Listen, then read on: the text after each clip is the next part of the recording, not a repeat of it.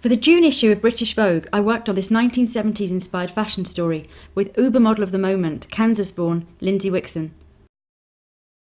Her face is a makeup artist's dream, and it was very difficult not to get excited about painting those amazing lips. The first look I did was this strong violet eye and glossy red mouth. The eye colour was from a Dolce & Gabbana duo called Blossom, and it was the purpley colour on the left-hand side. I'm a big fan of this colour as it has an amazing iridescence to it. I wanted to make her skin look very hyper-real and glossy, so I used Chanel's Vita Lumiere to get the shine but also to give it that real polished look. Next on the eyes I used Urban Decay eyeshadow in Flash. This was just to deepen the socket with a little bit more strong purple. Then I used My Face Cosmetics Bling Tone in Purple Haze. I wanted to give a real wet look to the eyelid, but do it in quite a sophisticated way. To add a little bit more shimmer at the inner corner, I used RMK's Ingenious Powder Eyes in a glittery lavender colour. I then used the Bobbi Brown Longwear Gel Eyeliner in Black Plum ink. For the blush, I wanted it to not really take over from the lips and eyes, but I wanted it to be present.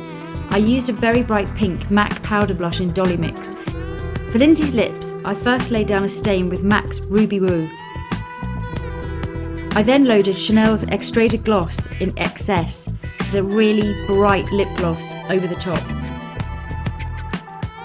I was really happy with how this makeup looked under the lights, particularly with the textures, from the sheeny skin to the iridescent eyeshadow combined with the glitter.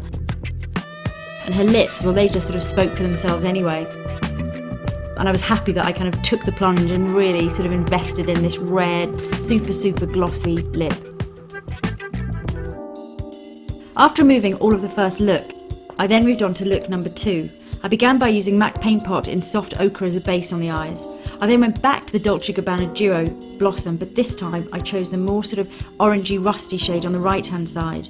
I used this all across Lindsay's eyelids, and then I brought out the outer corners with Illamasqua eyeshadow in Roulette. Unfortunately this is discontinued, but it was a really great brick reddy brown colour. This created a lot more definition at the outer corner.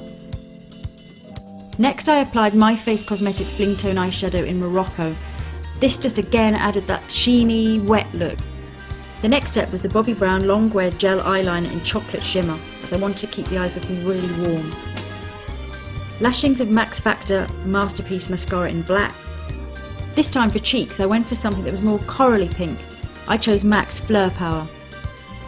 Again I was keeping it quite high onto the cheekbones. As a big contrast from the warm eye colour, I went for a very bright pink lipstick. This is NARS lipstick in Chiap, and glossed it over with NARS lip gloss in Easy Lover, which is a very bright pink. I was really pleased with this look again. It was definitely more playful than the first look, because I think the bright pink lips just gave it a playful edge, and I think that contrasted with the glittery, rusty, sort of more corally colours that had a more sort of youthful feel. To perfect the edges, I used a fuchsia lip pencil.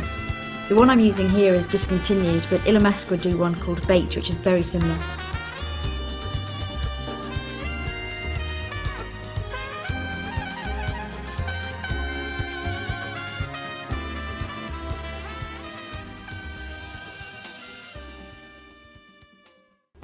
For the last look, I did a bit of a mixture of everything I'd done before. I think I sort of just wanted to play with colour and have a bit more fun.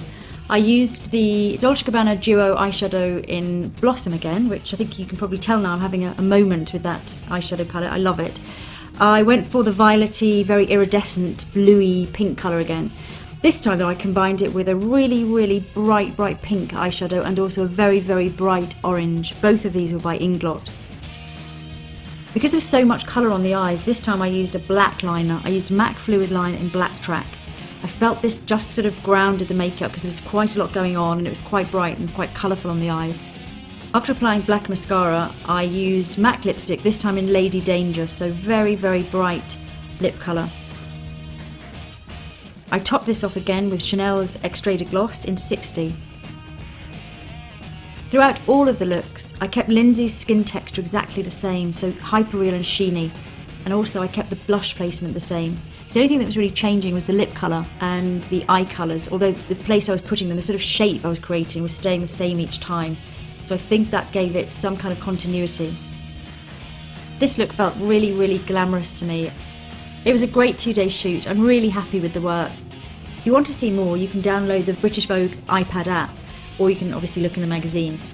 What was really nice was that Lindsay herself loved the makeup, and I think as a makeup artist that makes you so happy.